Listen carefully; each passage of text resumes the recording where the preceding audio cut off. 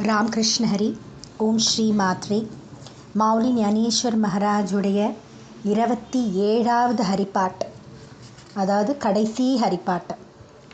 இன்றைக்கி கடைசியாக ஹரிப்பாட் பார்க்க போகிறோம். அதோடைய ஸ்லோகமும் அதோடைய அர்த்தமும். நாளைக்கு அதோட 2 எக்ஸ்ட்ரா இருக்குது. அதுவும் ஹரிப்பாட்டுன்னு தான் சொல்லுவாள், அபங்கம். அதுக்கும் அர்த்தம் இருக்குது. அதை அடுத்த நாள் பார்க்கலாம். இது ஹரிப்பாட்டில் கடைசி அப்படின்னா 27வது ஹரிப்பாட்டு தான். ஸ்லோகம் பார்த்துட்டு அதோடைய அர்த்தம் பார்க்கலாம். சர்வ சுக கோடீஷ் சாஹி சாஸ்திர நிவடி ரிகாமா அர்த்தகடி ராகுணகோ லட்டிகா வியவஹார சர்வஹா சம்சார வாயாயே ரஜார ஹரிவீணா नाम मंत्र जप कोडि जायील पाप कृष्ण नामी संकल्प धरुनि राहो निजवृत्ति गाडी सर्वमया धोडी इंद्रिया सवडील पुनको तीर्थवृत्ति भाव धरीरे करुणा शांति दया बाहुना हरिकरी ज्ञान देवा प्रमाण निवृत्ति देवी ज्ञान समाधि संजीवन हरिपाठ ज्ञानदेवा प्रमाण निवृत्ति देवी ज्ञान समाधि संजीवन हरिपाठ हरिमुखे मणा पुण्याची घनाना को नकरी. இந்த கடைசி ஹரிப்பாட்டில் 27வது ஹரிப்பாட்டில் மாவுலி என்ன சொல்கிறா அப்படின்னா, சந்த் சிரஷ்ட சத்குரு ஸ்ரீ ஞானேஸ்வர் மகாராஜ் சொல்கிறா. யாருக்கு சொல்கிறா அப்படின்னா, ஒரு உபதேசம் சொல்கிறா. அது யாருக்கு அப்படின்னா, முமோக்ஷகளுக்கு. முமோக்ஷம் அப்படின்னா மூக்ஷம் அப்படின்னா முக்தி அடையறதுக்கு தயாராக இருக்கா இல்லையா, முக்தி அடையணும் அப்படின்ற நோக்கம் இருக்கிறவாளுக்கு, ஆசைப்படுபவர்களுக்கு மாவுலி உபதேசம் சொல்கிறா. உனக்கு சர்வ சுகத்தையும் அடைய ஆசைப்படுகிறாயா? உனக்கு சந்தோஷமாக இருக்கணும், சர்வ சுகம், எல்லா விதமான சுகமும் உனக்கு கிடைக்கணும்னு நீ நினைக்கிறியா? நம்ம அதை தானே ஆசைப்படுவோம் இல்லையா? சந்தோஷமாக இருக்கணும், நம்ம சந்தோஷமாக இருக்கணும், நம்ம குடும்பம் சந்தோஷமாக இருக்கணும், நம்ம குழந்தைகள் சந்தோஷமாக இருக்கணும், அப்படி தானே நம்ம ஆசைப்படுவோம். சர்வ சுகத்தையும், அதுக்கு நீ ரொம்ப சிம்பிளாக சொல்லிடுறா. நீ இவ்வளோலாம் பண்ணவே வேண்டாமப்பா, ஸ்ரீ ஹரிநாம ஸ்மரணத்தை செய்ய முயற்சிக்க வேண்டும் அப்படிங்கிற. உனக்கு சர்வ சுகமும் கிடைச்சிடும். அதாவது ஒரு வார்த்தையை சொல்லணும், வெறும் சுகம் கிடையாது, சர்வ சுகத்தையும் அடைய ஆசைப்படுபவனுக்கு ஹரிநாம ஸ்மரணத்தை முயற்சிக்க வேண்டும் அப்படிங்கிற. 6 சாஸ்திரம் சொல்கிறா. நியாய, வைசேஷிகா, மீமாச, வேதாந்த, சாங்கிய, யோக அப்படின்னு 6 சாஸ்திரம் இருக்குது. இந்த ஒரு சாஸ்திரமை பற்றி நம்ம தெரிஞ்சுக்கணும்னு அவசியம் கிடையாது. ஏன் அப்படின்னா, அந்த 6 சாஸ்திரத்துக்கும் ஸ்ரீ ஹரிநாம ஸ்மரணமே விசாரத்தின் முடிவு அப்படிங்கிற. அதோடைய அதோடைய என்ன சொல்கிறது, அதோடைய கான்செப்ட் அந்த 6 சாஸ்திரத்துக்குள்ளேயும் இருக்கிறது என்ன அப்படின்னா, ஹரிநாமத்தோட ஸ்மரணம் தான். ஹரிநாம ஸ்மரணம் மட்டும்தான் இருக்குது. ஹரிநாம சங்கீர்த்தனத்தை விட்டுவிடாதே, நொடிப்பொழுதும் விட்டுவிடாதே, நொடிப்பொழுதும் கூட சும்மா இருக்காதே. நொடிப்பொழுதுங்கிற கொஞ்ச நேரம் கூட, ஒரு நொடி கூட, ஒரு க்ஷணம் கூட நீயுடைய ஹரிநாம ஸ்மரணத்தை மறந்துடாதப்பா, நீ விட்டு விடாத அப்படின்னு சொல்கிறா.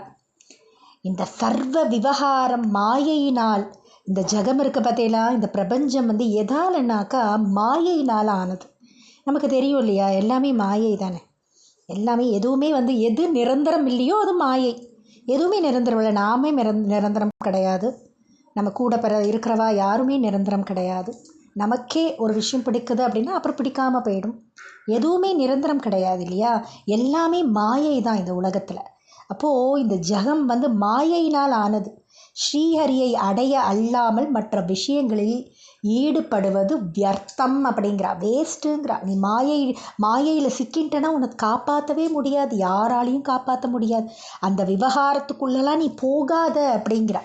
ஸ்ரீஹரியை அடைய வேண்டும், அது மட்டும்தான் நம்ம நோக்கமாக இருக்கணும். மற்ற விஷயங்களில் நம்ம ஈடுபட்டோம் அப்படின்னா நம்மளோட வாழ்க்கையே வியர்த்தம், வேஸ்ட் அப்படிங்கிற. அப்போ ஹரிநாம பிரபாவத்தினால் பல ஜென்மங்களில் செய்த பாவங்கள் அகன்றுவிடும் அப்படிங்கிற. இந்த கிருஷ்ண நாம ஜபம் இருக்கு இல்லையா, இரவும் பகலும் நம்ம செய்யும்போது நம்மளுடைய பாவங்கள் அது வந்து நம்ம சொல்கிற நாமா இருக்குது பார்த்தீங்களா, அது பேங்க் பேலன்ஸ் மாதிரி அப்படியே ஆட் ஆகிட்டே இருக்கும். இப்போ நம்ம யாருக்காவது ஏதோ நம்மளை கேட்குறா, ஏதோ ஒன்று நம்மக்கிட்ட ஷேர் பண்ணுறா அப்படின்னா, ஒரு உடம்பு சரியில்லை ஏதோ ஒன்றுன்னா நம்ம பகவானை வேண்டிக்கலாம். நான் உனக்கு எவ்வளோ நாமா சொல்கிறேன், அதில் கொஞ்சம் அவளுக்கு கொடுத்துடு, அவளுக்கு ஒரு நல்லதை பண்ணி. ஏன்னா அவ்வளோ அவ்வளோ ஒரு பவர் இருக்குது. நம்ம இதெல்லாம் தெரிஞ்சுக்கணும்.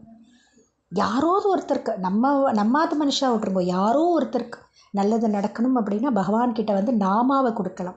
அதாவது ஒரு இதுக்கும் வந்து பார்த்தீங்கன்னா ஒரு என்ன சொல்கிறது, புண்ணியஸ்தலத்துக்கும் ஒரு இது உண்டு, ஃபேமஸ். ஒரு பிளேஸுக்கு ஃபேமஸ்னு ஒன்று சொல்லுவோம் இல்லையா, இங்கே போனால் இது ரொம்ப ஃபேமஸ் அப்படின்னு. பண்டரிபுரத்தில் ஃபேமஸ் என்னென்னா நாமா தான். நீ நாமா கொடுத்தா அவள் நாமா தருவா. எல்லாருமே பார்த்தா ராமகிருஷ்ண ஹரி, திரும்ப அந்த ராமகிருஷ்ண ஹரி சொல்லுவாள். நாமா மட்டும்தான், நீ நாமாவை கொடு, நாமாவை வாங்கு. அதுதான் பண்டரிபுரத்தில் நாமா தான் ஃபேமஸே. அது வேறு எதுவுமே கிடையாதுங்க. நீ வந்து எப்போ வேணால் நீங்கள் பண்டரிபுரம் போயிட்டு நீ நாமா சொல்லலாம். குளிக்காமல் கூட நீ கோயிலுக்கு போகிறவா இருக்கா பண்டரிபுரத்தில். அந்த அளவுக்கு பிரேமை வந்து இருக்குது. இந்த ஹரிநாம பிரபாவத்தினால் நம்ம செய்த பல ஜென்ம பாவங்கள் வந்து போயிடுறது அப்படின்னு சொல்கிறான். மாவுலிக்கு வந்து சத்குருவோட கிருபையால், ஞானேஸ்வர மகாராஜுடைய குரு வந்து நிவர்த்திநாத் அவருடைய அண்ணா, அவருடைய கிருபையால், அவருடைய உபதேசத்தினால திருஷ்டியை உள்புறமாக்கினேன். திருஷ்டின்றது பகவானை வந்து எப்படின்னா அந்த அந்த இதை வந்து அந்த திருடமான அந்த நம்பிக்கையை வந்து உள்ளுக்குள்ளே கொண்டு வந்துட்டான். அவன் என் பார்வையை உள்புறமாக்கி விட்டான் அப்படிங்கிறான். மீராபாய் வந்து ஒரு இதில் சொல்கிறா, உள்ளடபையை மோரே நயனூக்கி ஸ்துல. அதாவது இந்த சூக்ஷ்ம சரீரம் இருக்கு இல்லையா, இது வந்து ஆத்மஸ்வரூபத்தை புரிந்துக்கணும். இது வந்து ஒரு சூக்ஷ்ம சரீரம். நம்ம உடல் எவ்வளோ ஒரு சூக்ஷ்மம் தெரியுமா. நம்ம சாப்பிட்றோம், நம்ம சாப்பாடு சாப்பிட்றோம், நம்ம சமைச்சி சாப்பிட்றோம். ஆனால் அது உள்ளே போய் ஒருத்தன் உள்ளே உட்காந்து சமைக்கிறான் நமக்காக. கரெக்டாக போய் டைஜஷன் ஆகுது. 2 நாள் போகலைன்னா அவ்வளோதான், எவ்வளோ கஷ்டப்படுவோம் நம்ம. அதெல்லாம் யார் பண்ணுறா? பகவான் பண்ணுறான். கரெக்டாக அந்த கார்போஹைட்ரேட்ஸை ஒரு சைடு, ஃபேட்டை ஒரு சைடு, ப்ரோட்டீனை ஒரு சைடு, எப்படி உள்ள நமக்கு உடம்பு தலைவலி வருது, ஜுரம் வருது, வயிற்று வலி வருது, எல்லாத்துக்கும் நம்ம வாயால் தான் மாத்திரை போட்டுக்கிறோம். ஆனால் அதோட வேலையை செய்கிறது பார்த்தீங்களா. இன்னும் டாக்டர் என்ன ஃபில்டர் வச்சு அந்தந்த இடத்துக்கு போகணும் நான் பண்ணியிருக்கா? இல்லை. அப்போது அந்த சிஸ்டம், அப்போ இது சூக்ஷ்ம சரீரம் இல்லையா, எவ்வளோ அழகாக அந்த சிஸ்டத்தை பண்ணி கொடுத்துருக்கான் பகவான். ஏன் அந்த பண்ணியிருக்கான் இல்லையா, நம்மளோட உடம்பை பண்ணியிருக்கானே, அவன் எங்கே இருப்பான்? நம்ம உடம்புக்குள்ளே தான் இருப்பான். அந்த ஆத்மஸ்வரூபத்தை நம்ம புரிந்து கொள்ள வேண்டும். இதனால் மற்ற மாயைகள் யாவும் அழியும். என்ன ஆகும்னா அவன் இருக்கான் நம்ம உணர்ந்துட்டோம் அப்படின்னா மாயை எல்லாமே அழிந்திடும். நமது தேக இந்திரியங்களை வந்து அதன் போக்கில் விடக்கூடாது. நம்மளுடைய புலன்களை அது எதையோ பார்க்கணும், எதையோ பேசணும், வாய் எதையோ பேசணும், கண்டதெல்லாம் காதில் விழணும் அப்படின்னு அதோடைய போக்கில் விடக்கூடாது. கட்டுப்பாட்டில் வைக்க வேண்டும். அந்த கட்டுப்பாட்டு யார் கொடுப்பா? ஸ்ரீஹரி தான் கொடுப்பான், பகவான் தான் கொடுப்பான். அதை நம்ம தீர்த்த யாத்திரை போகிறோம், விரதங்கள், நியமங்கள், தர்மங்கள் எடு அதில் ஹரிதான் இருக்கான். இவைகளை நமக்கு இது எல்லாமே கொடுக்கறது யார் அப்படின்னா ஸ்ரீஹரி தான். அந்த நம்பிக்கை இருக்கணும். நீ எது வேணால் பண்ணு. நீ வந்து புண்ணியஸ்தலம் போகிற, விரதம் இருக்க, எவ்வளோ நியமங்கள் பண்ணுற, தர்மங்கள் பண்ணுற, எல்லாத்துக்கும் நான் பண்ணுறேன்றது வரக்கூடாது. எவ்வளோ பேர் நிறைய ஹெல்ப்பெல்லாம் பண்ணுறா, தர்மங்கள் பண்ணுறா, நான் பண்ணுறேன்றது எண்ணம் மட்டும் வந்துடவே கூடாது. அதோட என்ன கடைசியாக சொல்கிறா அப்படின்னா, நமக்குள்ளே இருக்கிற அந்த குணங்கள் இருக்குது பார்த்தியா, சாந்தி ரொம்ப ஒரு அமைதியான ஒரு ஷமானா மன்னிக்கிற குணம் உடையது, தயா, இந்த 3 குணங்கள், தயான கருணை, இந்த 3 குணங்கள் யார் உள்ளத்தில் இருக்கோ அங்கே பகவான் இருக்கான். இந்த நற்குணங்கள் நமது உள்ளத்தில் வைத்திருக்க வேண்டும். இது 3 நமக்குள்ளே இருக்கணும். இந்த குணங்கள் எல்லாம் வளர்த்துக்கணும். நம்ம எல்லாத்துக்கும் கோபப்படுறது, எல்லாத்துக்கும் கத்துறது, அதெல்லாம் இருக்கக்கூடாது. கருணை இருக்கணும். அந்த குணங்கள் யார்கிட்ட இருக்கோ அங்கே வந்து ஹரி இருக்கிறான். இன்றைக்கி கொஞ்சம் லேட் ஆகும், ஏன்னா பெரிய ஸ்லோகா இல்லையா, அதனால தான். ஞானேஸ்வர் மகாராஜ் வந்து கடைசியாக என்ன சொல்கிறா அப்படின்னா, அவருடைய குருநாதர் ஸ்ரீ நிவர்த்திநாத் மகாராஜ் வந்து எனக்கு நாம மந்திரத்தை கொடுத்தது மட்டுமல்லாமல் ஹரிநாமத்தின் முக்கியத்துவத்தையும் கிருபையால் இந்த ஹரிப்பாட்டின் ரூபமாக விஸ்தாரமாக கொடுத்துள்ளார். இந்த ஹரிப்பாட்டு அவர் பாடினது. ஆனால் யாரை சொல்கிறா? குருவுக்கு சமர்ப்பிக்கிறா.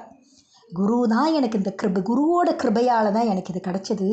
ஹரிநாமத்துடைய முக்கியத்துவம் மட்டும் கிடையாது, இந்த ஹரிப்பாட்டின் மூலமாக விஸ்தாரமாக எனக்கு ஹரிப்பாட் கொடுத்துருக்கா அப்படின்னு அதை அவருடைய குருக்கே சமர்ப்பிக்கிறா. இதனால் எனக்கு மிகவும் சுலபமான பாவம் ரூபசித்தி கிடைத்தது, சமாதி சுகம் பெற்றேன். ஜீவசமாதி, சஞ்சீவன சமாதி. மாவுளி ஞானேஸ்வர் மகாராஜ் சஞ்சீவன சமாதி பூனா பக்கத்தில் ஆலந்தி அப்படின்ற ஒரு கிராமத்தில் சஞ்சீவன சமாதி அடைஞ்சான். ஸோ இந்த ஹரினால் மட்டும்தான், இந்த பகவானுடைய நாம சங்கீர்த்தனத்தினால மட்டும்தான் எனக்கு இந்த சமாதி கிடைத்தது அப்படின்னு மாவுளி இந்த ஹரிப்பாட்டில் முடிச்சிருக்கா. நாளைக்கு இன்னும் 2 ஹரிப்பாட் கிடையாது, அது எப்போவுமே ஹரிப்பாட் முடிச்சுட்டு அந்த 2ம் படிப்போம். அதுக்கும் அர்த்தம் இருக்குது, நாளைக்கு அதை நான் சொல்கிறேன். இந்த கடைசி லைன், ஞான தேவா பிரமாண நிவத்தி தேவி ஞான சமாதி சஞ்சீவன ஹரிப்பாட்ட. அப்படியே அவர் சமாதி ஆயிட்டார் அப்படின்னும் போது நம்ம கண்ணு கலங்கும். எப்போவுமே பக்தி இருக்கும்போது நமக்கு மகான்கள் சரித்திரம் கேட்கும்போது நமக்கு அப்படியே ஒரு மாதிரி ஆகிடும். ராமகிருஷ்ண ஹரி. ஓம் ஸ்ரீ மாத்ரே. நாளைக்கு பார்க்கலாம்.